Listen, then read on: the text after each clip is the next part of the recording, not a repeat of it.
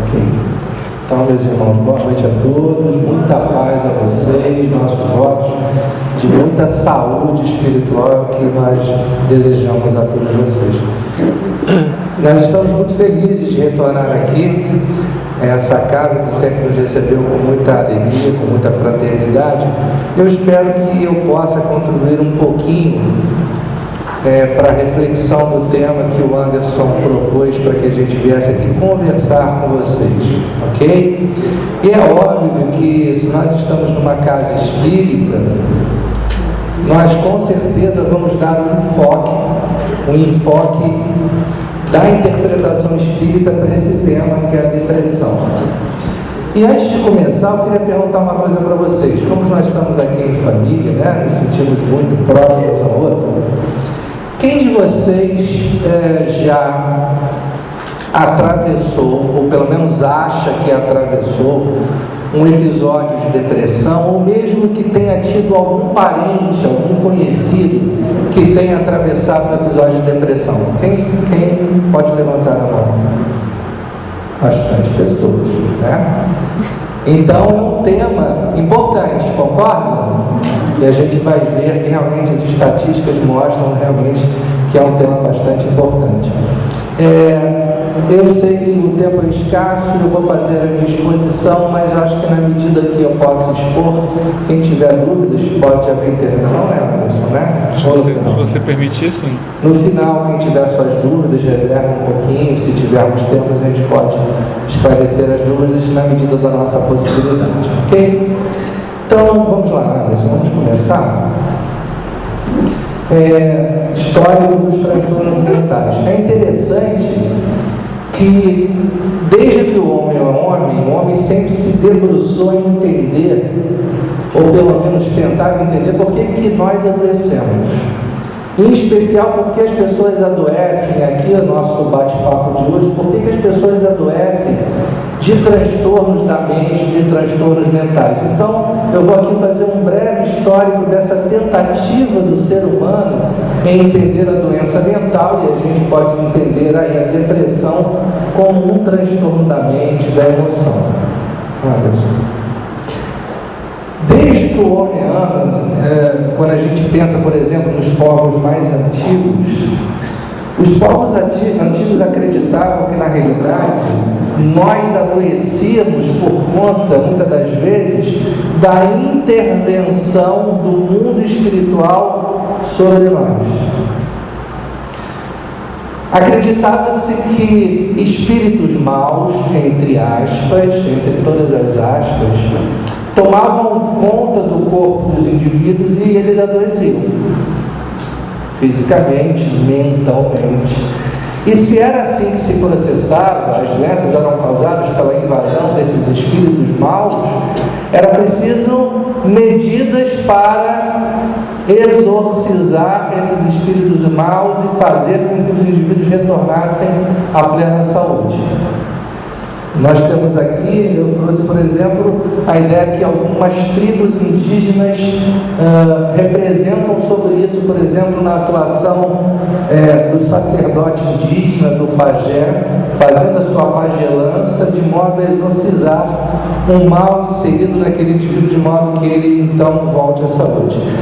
E prestem atenção que vocês vão ver que ao longo do histórico, esta ideia da intervenção dos espíritos como causadores da doença vai ser retomada posteriormente. Mais um pouquinho. Esse fenômeno se processou nos povos antigos e até hoje também, de passagem. Por exemplo, aqui, entre os povos africanos, onde existem também rituais de modo a induzir que os indivíduos retornem à saúde, livrando da influência de espíritos maus. Próximo. Na Grécia, como é que acontecia na Grécia? Para os gregos, os homens adoeciam porque eles transgrediam os ditames, as leis que eram regidas pelos deuses. Os homens adoeciam fisicamente, mentalmente, por conta do castigo dos deuses. E para se reverter esse castigo que os deuses determinavam aos homens, fazendo com que eles adoecessem, era preciso, por exemplo, executar alguns sacrifícios, alguns rituais. Então, os rituais eram formas, então, de limpar a nossa barra e a gente voltar à nossa saúde. E é interessante que, se nós fizermos essa análise histórica, antropológica, muitas das vezes ainda nós copiamos esse modelo, né? Muitas pessoas acreditam que ainda tem que fazer alguns sacrifícios, né? Embora a gente modernize isso, né? Existe modernidade. Ah, para eu ficar bom, eu vou fazer uma promessa, né? Eu vou subir a igreja da penha de joelho, todos, né? Para ver se Papai do céu limpa minha barra e eu fico bom. A gente ri, mas isso é verdade, né? A gente ainda tem esse pensamento muito infantilizado. Ainda na Grécia. Mas é claro que esse pensamento ainda supersticioso, ainda muito místico, ele foi evoluindo. E Deus foi mandando à Terra indivíduos que foram lançando algumas luzes do conhecimento sobre o adoecimento do homem, incluindo aí, obviamente, os transtornos da mente, incluindo aí também a depressão. Esse homem lá na Grécia, 400 anos antes de Cristo, foi considerado o pai da medicina, Hipócrates. Esse homem era tão sábio que ele começou a olhar para as causas dos adoecimentos dentro do homem, deixando um pouquinho de lado a ideia sobrenatural da influência de fora para o dentro. Hipócrates tinha um conceito muito interessante. Ele acreditava que os homens adoeciam porque alguns líquidos corporais entravam em desequilíbrio. Esses líquidos eles chamavam de humores. Humor aqui é sinônimo de líquidos, né? Hipócrates acreditava que existiam 4 líquidos que regiam a saúde do homem: o sangue, a fleuma, que era o líquido que percorria as articulações, a bile amarela, que era produzida no fígado, e a bile negra, também produzida no fígado. Para Hipócrates, os homens adoeciam quando havia um excesso dessa chamada bile negra. Essa bile negra, o termo ancestral, é melanocole. Essa palavra lembra alguma coisa para vocês? Melanocole. O que vocês acham que essa palavra derivou? Melancolia. Quem falou? Obrigado. Melancolia. Só podia ser um Anderson. Brincadeirinha. Melancolia. Olha que interessante, né? Hipócrates já começava a pensar nas causas de adoecimento do homem como se ele próprio fosse o artífice da saúde e da doença dele. Inclusive pensando em alguns aspectos da saúde mental. A melancolia era derivada dessa disfunção, dessa alteração do fígado. Aqui Hipócrates já começa a lançar um pensamento que as doenças mentais podem, na realidade, estar relacionadas a algumas alterações orgânicas, metabólicas. Essa é a teoria que se tem hoje. A gente vai ver daqui para frente. Próximo. Vamos avançar um pouquinho na história. Na Idade Média, como é que se visualizavam os doentes mentais? Lá na Idade Média, os doentes mentais eram considerados como os indivíduos possuídos pelo demônio. Imagina que barra ser doente mental na Idade Média, hein? Se eles eram doentes mentais que eram possuídos pelo demônio, então eles eram feiticeiros. Porque quem tinha pacto com os demônios eram os feiticeiros. Se eles eram feiticeiros, eles deviam ser eliminados. Quem ousa ter poderes sobrenaturais acima do poder da nobre e santa igreja? Então vamos eliminar os feiticeiros e, portanto, os doentes mentais. E eles tinham maneiras muito suaves de eliminar aqueles portadores de doenças mentais. Ou eram condenadas à fogueira, ou a forca, ou afogamento, ou a torturas. Esse era o destino dos transtornados mentais.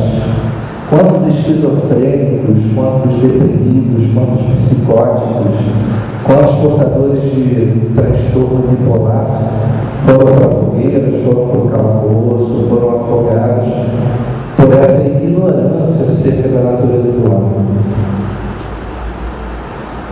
E eu fico cá pensando e refletindo com vocês lá na Idade Média. Quantos doentes mentais e quantos indivíduos portadores de uma alteração de consciência episódica eram levados às fogueiras? Vocês sabem que eram esses indivíduos que possuíam estados de alteração de consciência episódicos? Teve um indivíduo que deu o nome para eles no século XIX, os médiuns.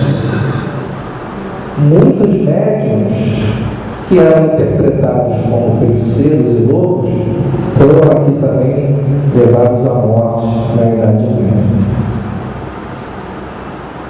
Vamos avançar no tempo. Mas é óbvio que Deus continuava mandando à Terra indivíduos que fossem lançar um olhar mais verdadeiro, mais científico, mais humanizado com relação à situação dos transtornados mentais aqui na Terra. Esse hospital, o Hospital de Santa Maria, em Londres, foi o primeiro hospital que teve alguma preocupação em ter algum cuidado com relação aos doentes mentais. Pelo menos algum cuidado de abrigá-los em um lugar comum.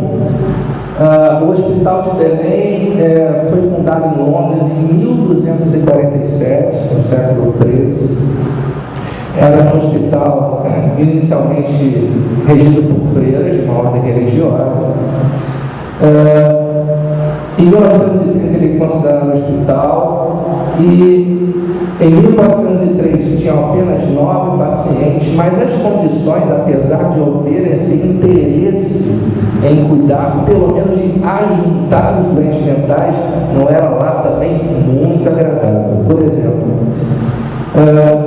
o hospital ficou famoso pela forma brutal como se tratava os doentes mentais. Os doentes eram usualmente acorrentados, presos, e existiam requintes de sarcasmo no Hospital de Belém, em Londres. Por exemplo, todas as primeiras terças-feiras de cada mês, o hospital, ou o asilo, como era conhecido, era aberto à visitação pública, para que as pessoas pudessem levar ripas de pau e cutucar os doentes mentais, de modo a ver a reação deles.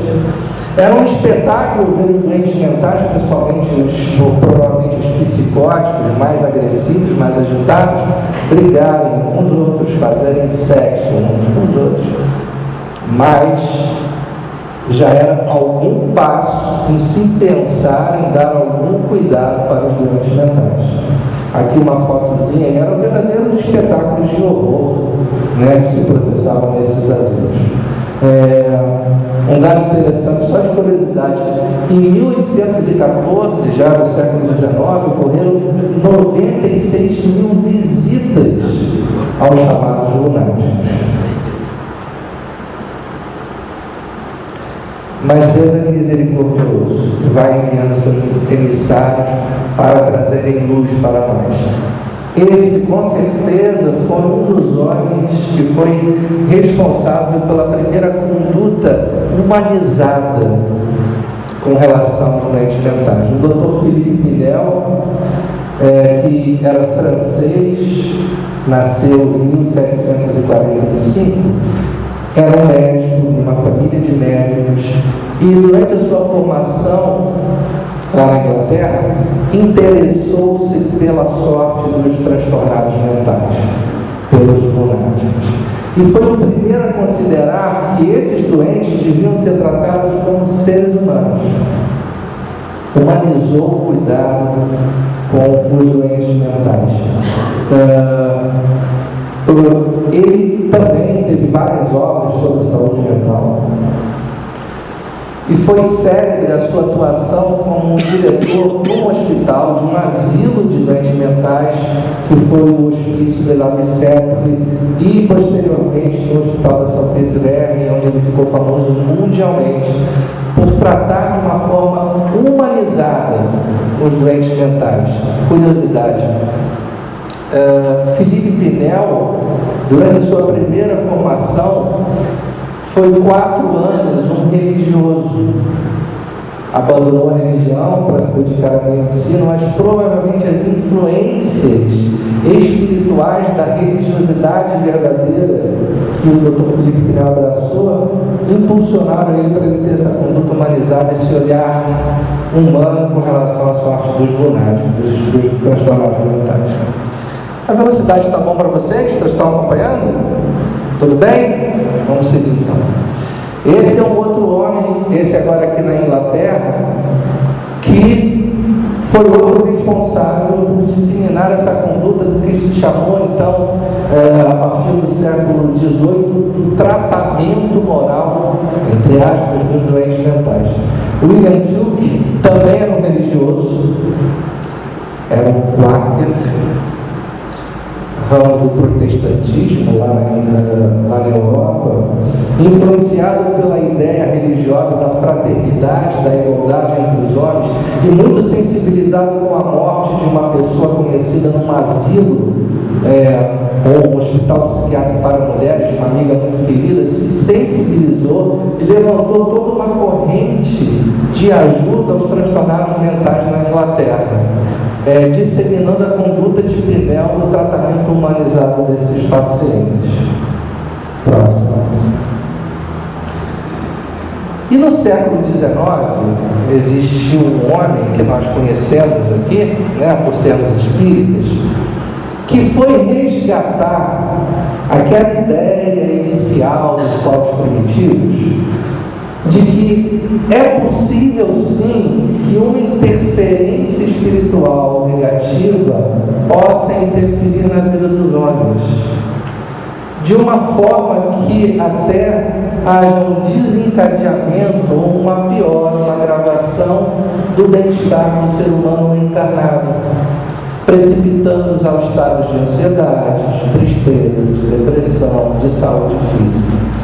Allan Kardec, com o lançamento do Livro dos Médiuns em 1861, abre para a humanidade uma análise muito crítica, criteriosa, científica acerca desse fenômeno da influenciação espiritual negativa, ou seja, da obsessão espiritual. Descreve pormenorizado as causas das obsessões, como reconhecer a obsessão e como tratá-la, os meios espíritas de tratamento das interferências espirituais. Mas já a essa época, Allan Kardec reconhece que essa influenciação não responde por tudo, que a influenciação espiritual não descarta o cuidado das outras facetas do ser humano, o cuidado com a sua saúde física, o cuidado com a sua saúde familiar, o cuidado com os outros aspectos da sua vida. Bem, então vamos fazer o seguinte: depois dessa viagem histórica,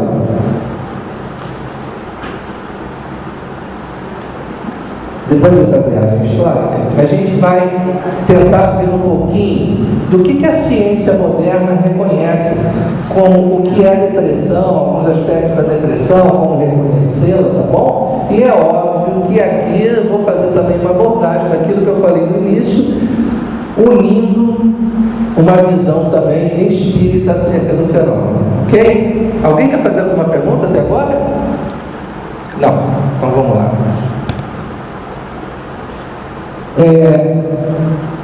O tema que foi proposto, as causas da depressão. A depressão é reconhecida pela ciência moderna como um transtorno mental. Ok? Existem várias causas para os transtornos mentais em geral e também para a obsessão. Causas orgânicas. Nós sabemos pela doutrina espírita que nós somos espíritos, um de cada vez, por favor. Somos espíritos, aqui agora, em que situação? Encarnados, muito bem, o outro está aumentando, hein? Somos espíritos encarnados. Se somos espíritos encarnados, temos aqui um corpo físico que está em relação direta com a nossa individualidade espiritual, não é isso? É isso mesmo? É isso mesmo, né? Se o Anderson, esse rapaz jovem, educado, gentil, meu parceiro, meu irmão camarada, no exato instante que eu estiver falando aqui, me der um beliscão no joelho, eu vou falar: Anderson, para aí, rapaz, tu quer que eu faça palestra como? O que afeta o meu organismo físico é capaz de interferir no meu mundo emocional, no meu mundo psíquico, ok? É interessante, eu me lembro de uma historinha do Richard Simonetti, muito interessante. Conta a história de uma médium espírita que estava há vários anos na casa espírita no desenvolvimento da sua mediunidade. E ela era aquela médium improdutiva, que não produzia fenômeno mediúnico nenhum. E os anos se passaram, e as pessoas ficaram intrigadas com aquilo, até que uma pessoa teve uma ideia brilhante. Era uma pessoa que sempre chegava a casa, dormia muito, né? Não prestava atenção em nada, sempre sonolenta, sempre enfraquecida, até que deu uma ideia brilhante para ela. Você já foi procurar um médico? Adivinha o que ela tinha? Ela tinha uma alteração na tireoide, ela tinha hipotireoidismo. Daí o sono, daí a fraqueza, daí o baixo nível de atenção. Existem causas orgânicas que podem afetar o nosso funcionamento mental, emocional, inclusive levando à depressão. Causas congênitas desde o nascimento, ao longo da vida. Por exemplo, os idosos avançados, que eu não vejo nenhum aqui, todos jovens, fortes e aqui presentes, por exemplo, que sofrem de demência. Por exemplo, existe uma forma de acometimento cerebral que é a demência senil. A demência pode estar associada a quadros de depressão, por alteração da mecânica e do funcionamento cerebral. Um trauma craniano grave, uma sequela de meningite e aí por diante. Drogas químicas são capazes de alterar o funcionamento cerebral e emocional. Todo mundo já sabe disso, né? Hoje, infelizmente, nós estamos vendo esse fenômeno avassalador das drogas, né, que estão invadindo a nossa sociedade. Estamos aí os cracudos, né, que são indivíduos que ora oscilam entre a agitação e a depressão e a morte, né? Até mesmo medicações que são aparentemente inocentes, né? Nós no Brasil adoramos tomar remédio, não é verdade? Às vezes nada mais excitante do que entrar numa farmácia, né? Parece um shopping, né? Parece um shopping, né? Olha, eles dão até cestinha pra gente, não dão? Parece até que a gente está entrando numa loja de bala, né?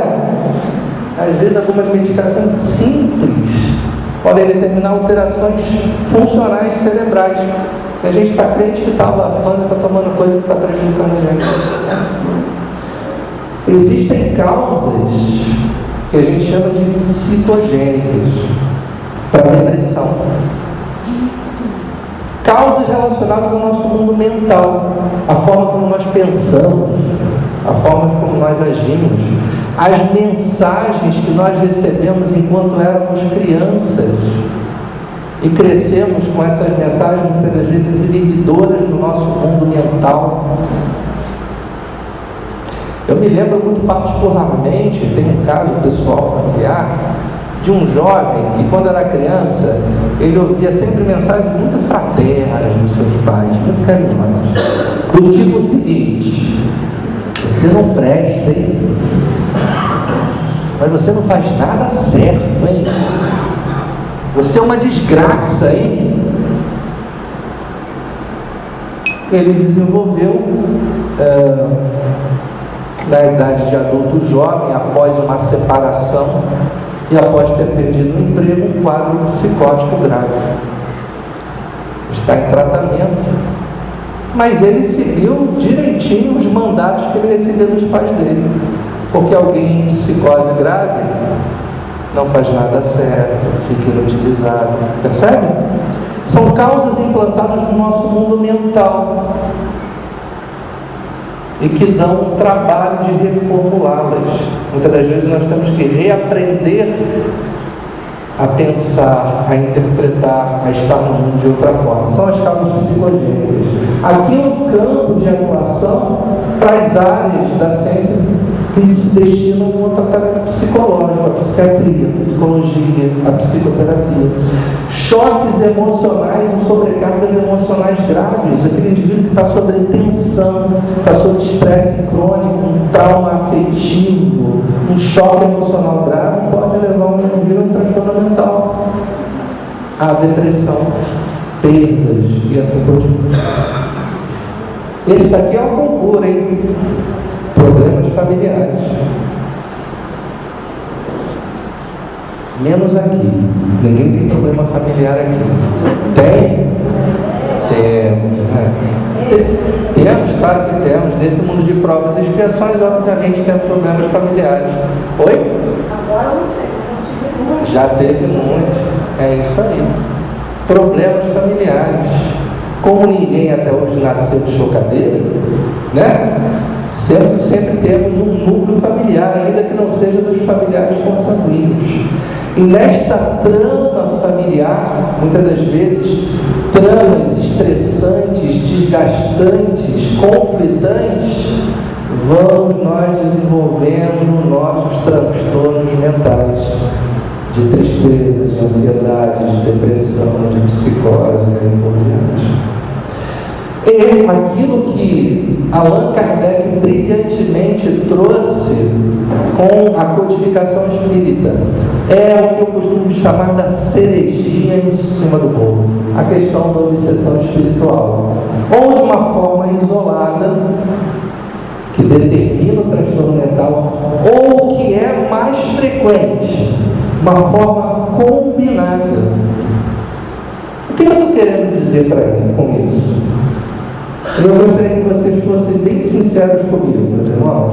Nós estamos aqui numa reunião fraterna de amigos. Me responda o seguinte: a gente precisa de obsessor?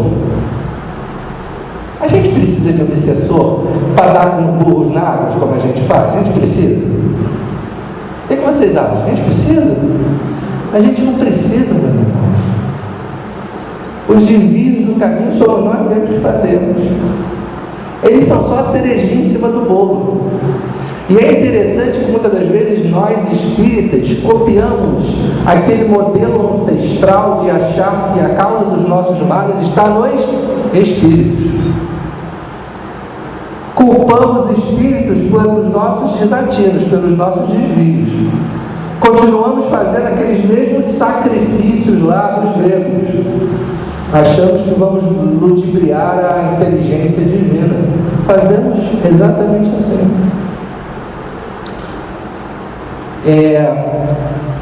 Certa feita, eu fui fazer uma palestra, sabe, lá em Macaé. Foi eu e um companheiro, nós fomos fazer uma palestra sobre, na época estava muito em voga a questão da ovelha Dolly. Lembra dessa história? Né? Da ovelha Dolly, essa coisa toda. E da genética espiritual. E nós fomos fazendo uma palestra também nessa mesma cidade, num centro de Umbanda que fica em Macaé. Aliás, uma casa espiritual maravilhosa, muito séria. E nós fomos falar sobre mediunidade lá. E ao final, nós estávamos falando tinha acabado a nossa reunião lá, estávamos conversando com um dirigente lá da casa. E ele falou que a mentora da casa, quando falava muito sobre obsessão, falava que a obsessão, ela fazia uma metáfora de que a obsessão nada mais era do que a chegada daquela mosquinha na ferida que nós temos aberta. E que muitas das vezes nós tentamos nos livrar da mosquinha de mil maneiras. Hoje em dia tem raquete eletrônica, não tem? Tem Baygon é antigo, hein? Caramba, me traí agora, hein? Me traí. Tem inseticida, tem mais o quê? Paninho, botar lá um paninho em cima, né? Mas tudo isso são medidas secundárias. O que é preciso para se livrar da mosquinha na nossa ferida? Fala aqui para mim quando eu bebo uma água. O que é preciso?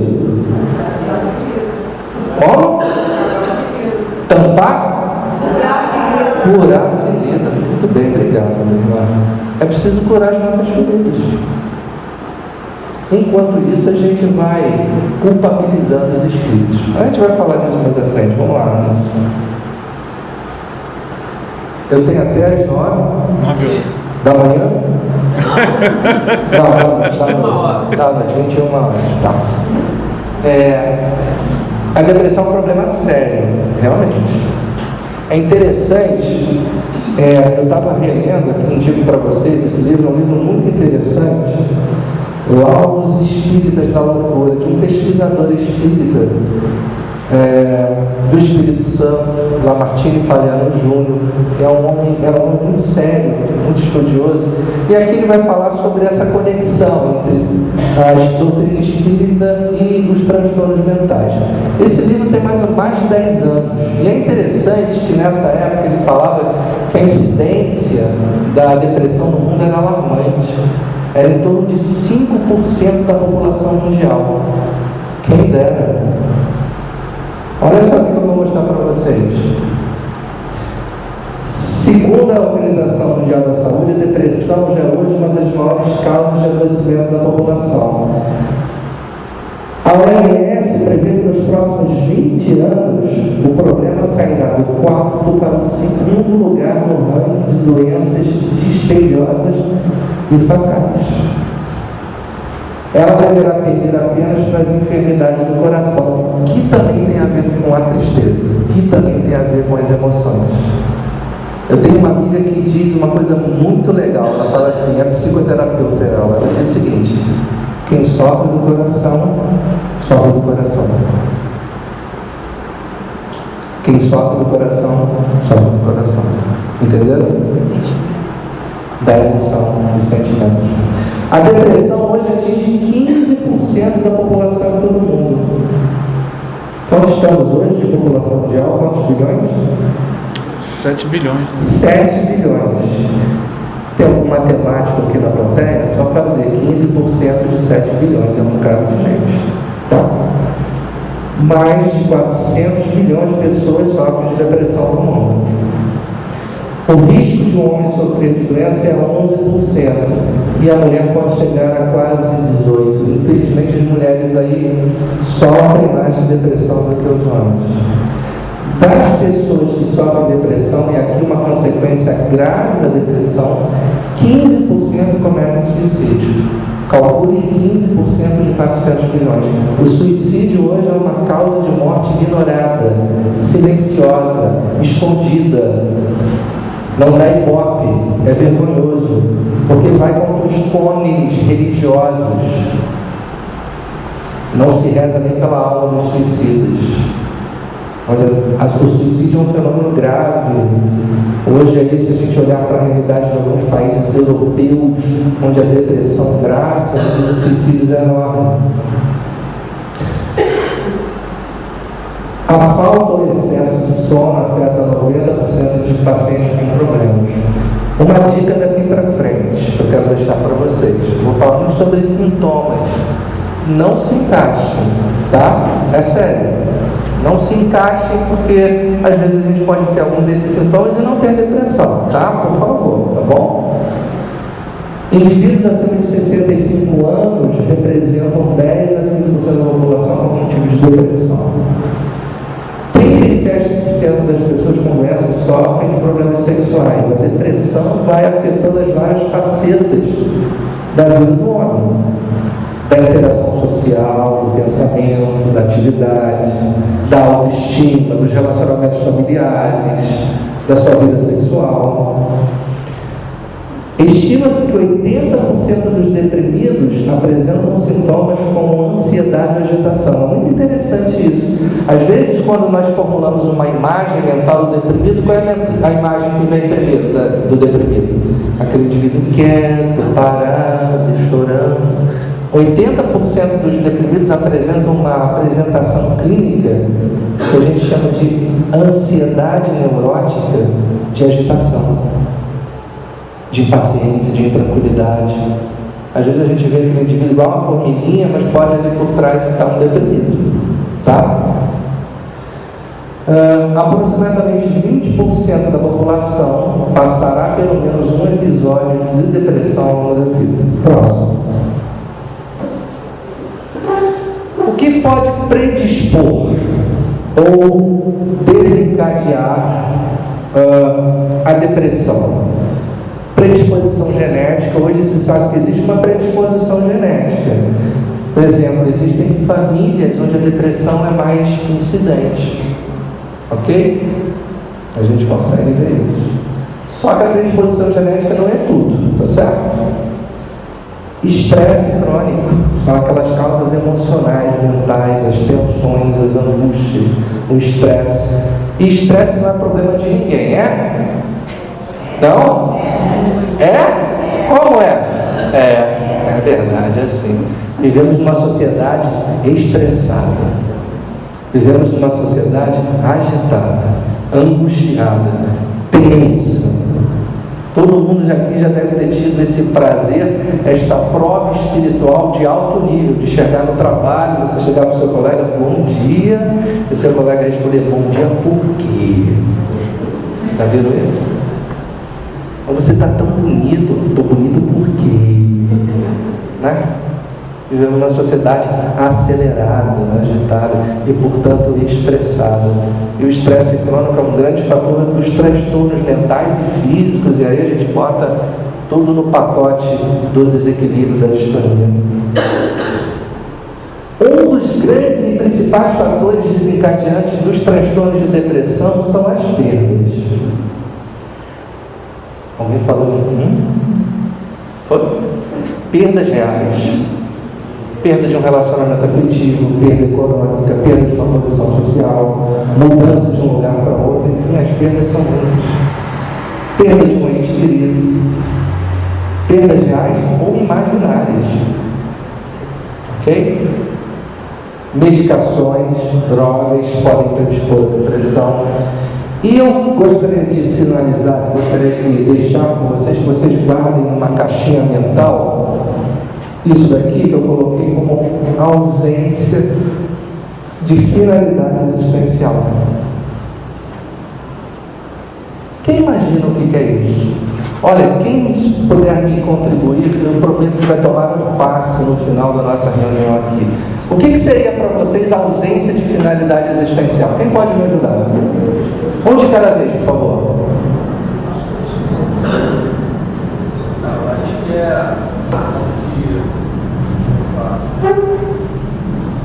a falta de uma resposta de sua existência no mundo.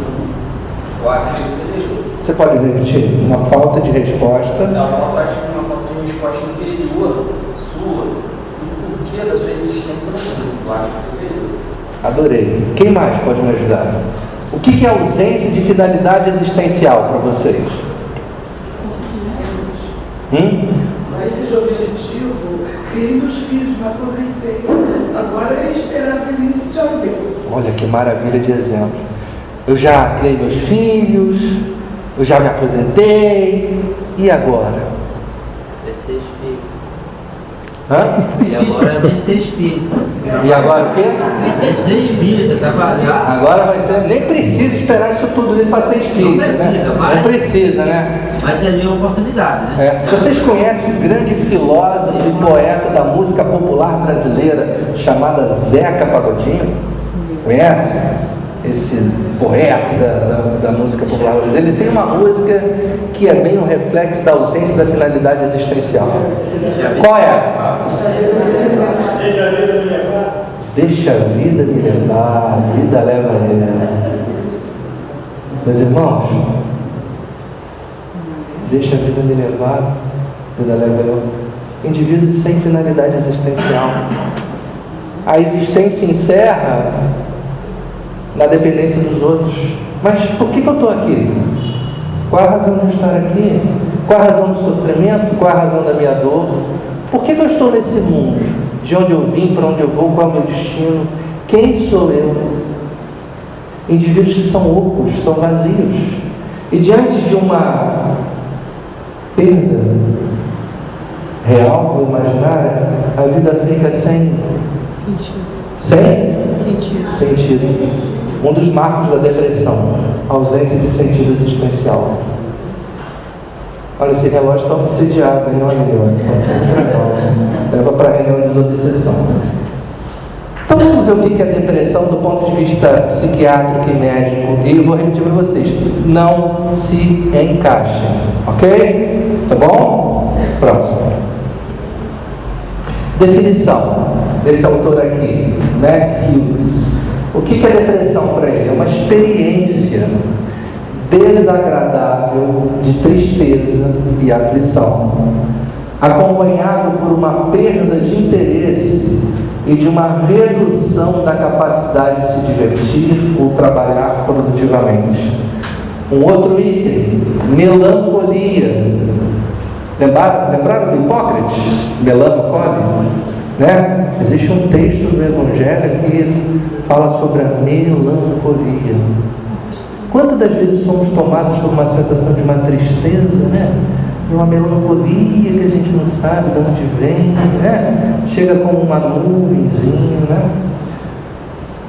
Definição de uma característica dos deprimidos: preocupação excessiva com a culpa. Usualmente o depressivo é um grande culpado pelaquilo que ele fez, pelaquilo que ele não fez, pelaquilo que os outros fizeram. Parece que ao acionar o mecanismo da depressão, nós entramos em contato com um grande núcleo de culpa dessa vida ou de outras vidas pretéritas. Porque a doutrina espírita informa que nós somos seres de alta estirpe espiritual, não é isso mesmo? Somos seres iluminados, é isso mesmo? Ou somos seres endividados perante a lei? Somos seres endividados perante a lei. Estamos repetindo essas etapas de reencarnação para nos ajustarmos diante da lei divina. E como as leis divinas estão escritas aonde? Onde é que estão escritas as leis de Deus? Na nossa consciência. Como os Espíritos disseram a Kardec. É muito interessante. Olha o modelo dos gregos, dos povos primitivos. A gente acha que Deus castiga, gente, né? Como se Deus fosse aquele homem de barba branca, enfiando o dedo na cara da gente. As leis de Deus estão nas nossas consciências. Próximo. Existe um tratado que define os transtornos mentais, que se chama CID-10 dos transtornos mentais e do comportamento. Então vamos ver aqui alguns sintomas da depressão, do episódio depressivo. Humor deprimido, perda de interesse e prazer, energia reduzida, fatigabilidade aumentada, um cansaço que nunca acaba. Atividade diminuída, concentração e atenção reduzidas, autoestima e autoconfiança reduzidas.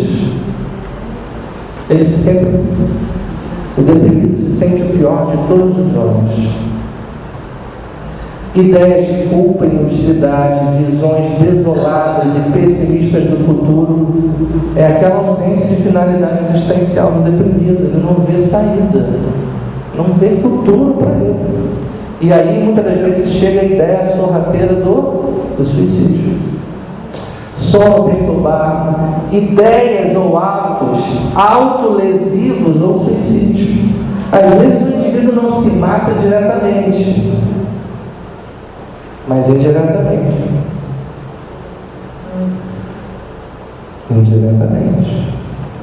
Através das drogas, através de comportamentos perigosos. Sono perturbado, apetite diminuído. Existem outros sintomas ainda da depressão, que a gente chama de sintomas que são visíveis. Perda de interesse ou prazer em atividades agradáveis, falta de reatividade emocional ao prazer. Aquilo que dava prazer para o indivíduo, na depressão ele perde o prazer. É incapaz de reagir emocionalmente até a fatores muito agradáveis. insônia, a depressão pior para amanhã, retardo motor, agitação psicomotora, aquele indivíduo fica paradinho. Tudo que o deprimido quer é o quê? É a cama. Se você estiver deprimido, fuja da cama. Abra as janelas, deixa o sol entrar. Sai da cama. A cama nunca é boa conselheira. Perda de apetite, perda de peso, perda da libido, por vários anos. E aí? Ok, reconhecemos a depressão. O que a ciência moderna e a ciência espírita nos propõe para que a gente possa olhar se é que estamos atravessando ou atravessaremos 20% da população mundial vai atravessar um episódio de depressão. Nós podemos estar incluídos nesses 20%. Ninguém está isento de atravessar períodos de tristeza e de depressão. Ok? Como tratar? Medicamentos. Hoje, a ideia mais moderna sobre o que acontece na depressão é de uma desordem química no cérebro. O estado de melancolia, de tristeza ou todas as outras emoções do espírito podem interferir na química cerebral. E aí, a moderna ciência da farmacologia já conseguiu trazer para nós medicações maravilhosas que vão ajustar esta química cerebral, favorecendo que o indivíduo saia do episódio depressivo. Um parênteses. Nós estamos entre espíritas. É muito interessante a gente observar o preconceito que muitos espíritas têm, que não deveriam ter, com relação, por exemplo, ao tratamento da depressão. O indivíduo está afundado numa depressão, num transtorno mental, e ele se sente acima da possibilidade da ciência. Não, mas o remédio eu não vou tomar. O meu remédio está no Evangelho. Ok, eu também acredito piamente que o Evangelho tem todas as chaves e as respostas para nos guiar por um mecanismo de plenitude. Mas o grande problema é que nós não sabemos manejar essas chaves ainda. Não sabemos interpretar essas chaves de interpretação e precisamos de ajuda. Então, os medicamentos da medicina clássica e outras terapias, a contribuição das outras terapias, que eu não gosto de chamar de alternativas, porque elas são terapias que andam ao lado da terapia oficial, por exemplo, da homeopatia, que tem grandes recursos para oferecer para a nossa saúde, a acupuntura, a psicoterapia. Olha, se tem preconceito com relação à medicação, psicoterapia, então, psicólogo, psicólogo? Psicólogo é coisa de maluco. E quem disse que eu sou maluco?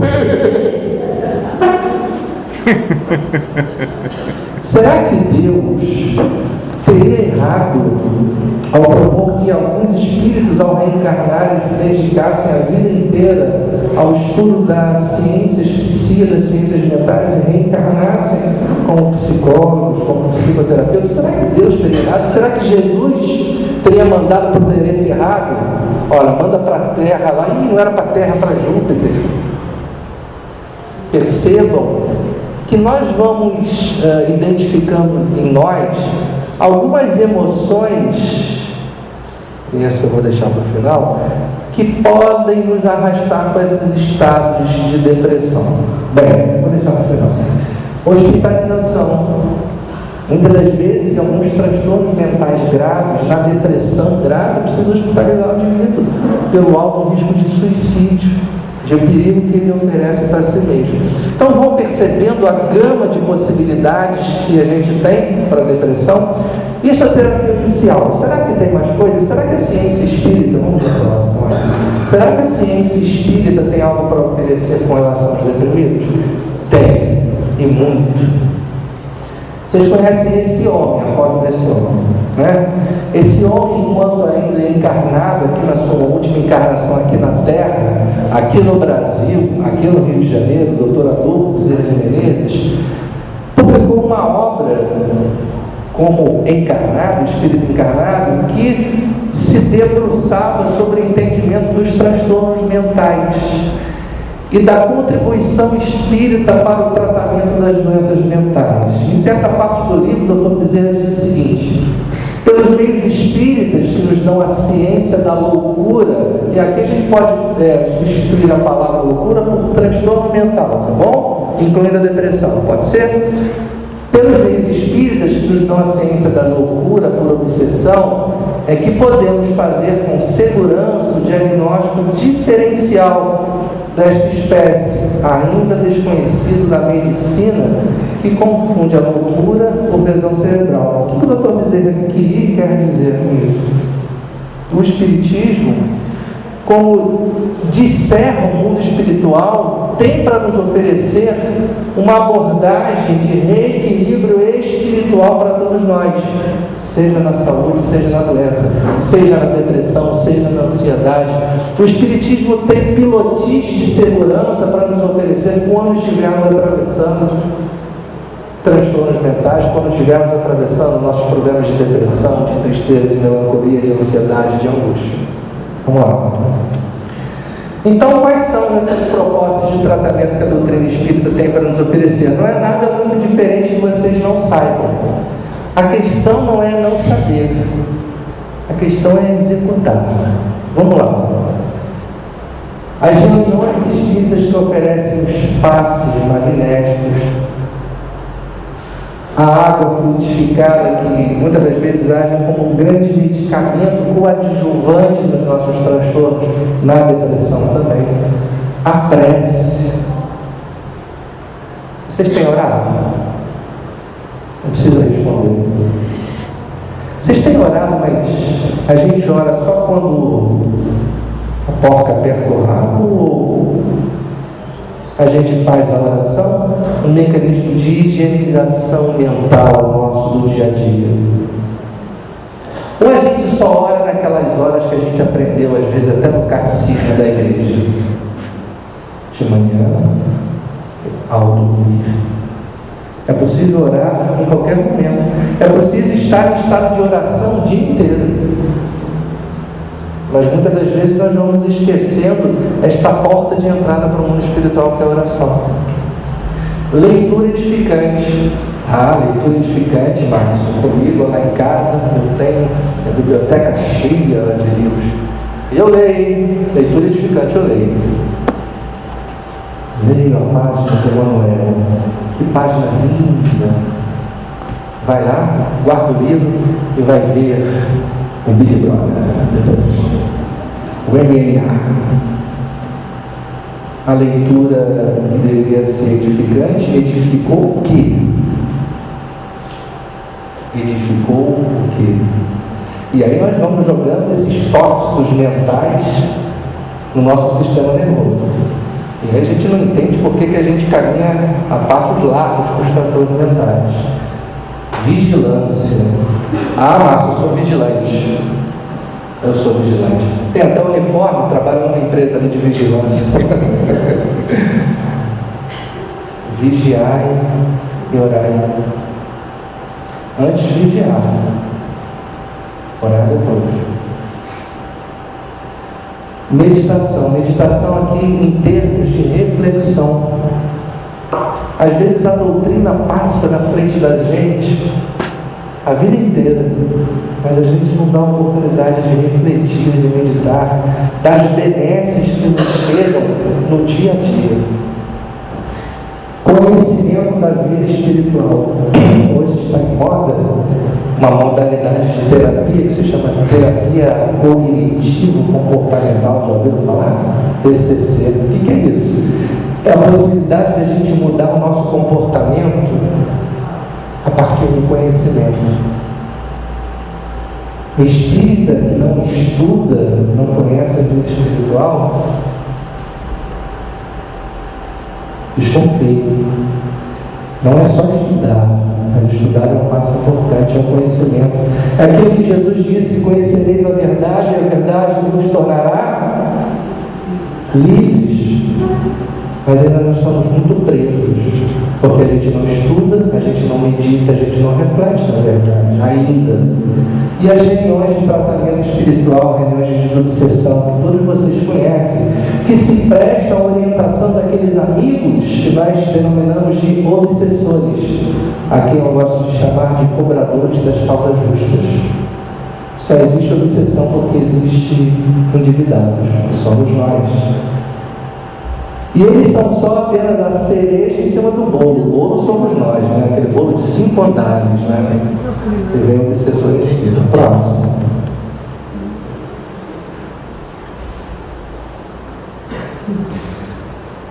Olha, o Anderson falou para mim que quem olhar para esse slide agora, para a gente terminar a nossa exposição, esse slide vai resumir aquilo que eu denominei de autoconhecimento de forma íntima, que é a resposta, a solução para todos os transtornos que estamos atravessando e que iremos atravessar. E esse slide está baseado nessas 3 fotos. Nesta primeira foto, nesta segunda foto e nesta terceira foto. O Anderson falou que quem puder contribuir agora vai ganhar um abraço fraterno do palestrante no final aqui. Vamos aqui para a próxima, que talvez eu vá encerrar com essa passagem de Jesus que está relacionada ao slide anterior, que vocês brilhantemente me ajudaram aqui. Então vamos falar sobre a questão da busca do sentido existencial espiritual. Você pode ler em voz alta aí, para mim? Emprestei. Quando ele chegou ao outro lado, a região dos Gadarenos, foram ao seu encontro 2 endemoniados, que vinham dos sepulcros. Eles eram tão violentos que ninguém podia passar por aquele caminho.